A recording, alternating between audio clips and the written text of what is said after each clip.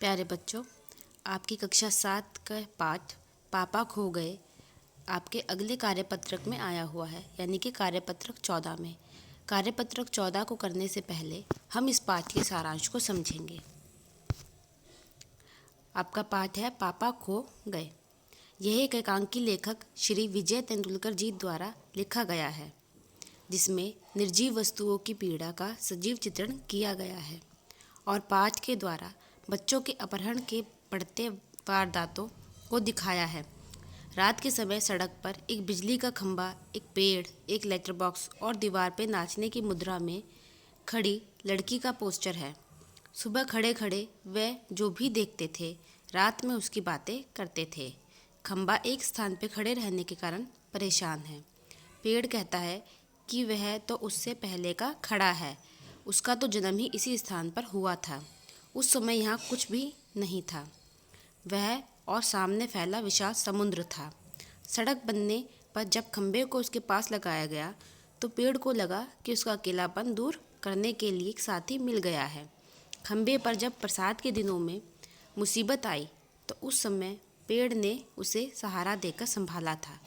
उस दिन से दोनों में दोस्ती हो गई। दीवार पर लगे पोस्टर के टेढ़े होने से पोस्टर पर बनी नाचने वाली औरत के घुंघरू बज उठते हैं।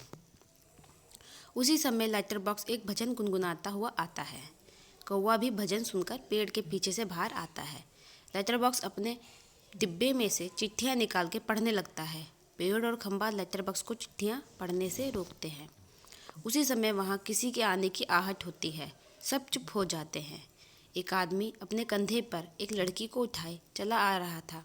आदमी ने उस लड़की को बेहोश कर दिया था, इसीलिए वह गहरी नींद में सो रही थी। आदमी लड़की को छोड़कर अपने खाने का प्रबंध करने चला जाता है।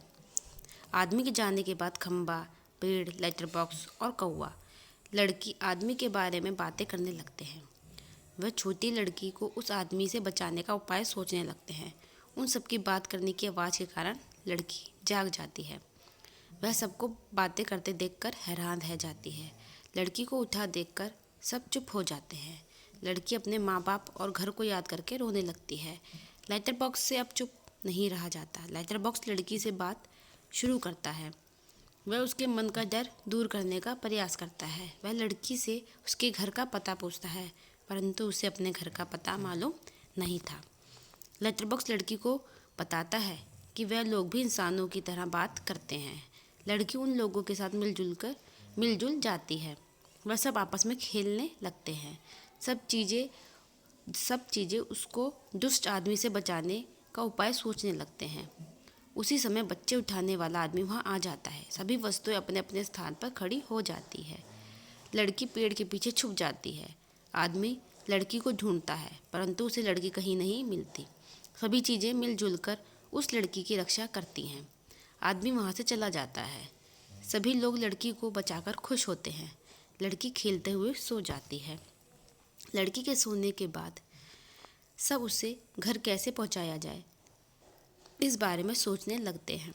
कौवा उन्हें लड़की के घर का पता लगाने का एक उपाय बताता है। वह कहता है, पेड़ और खंभा लड़की के ऊपर इस प्रकार टेढ़े हो जाएंगे जिससे लगे कि यहाँ कोई दुर्घटना घटी है।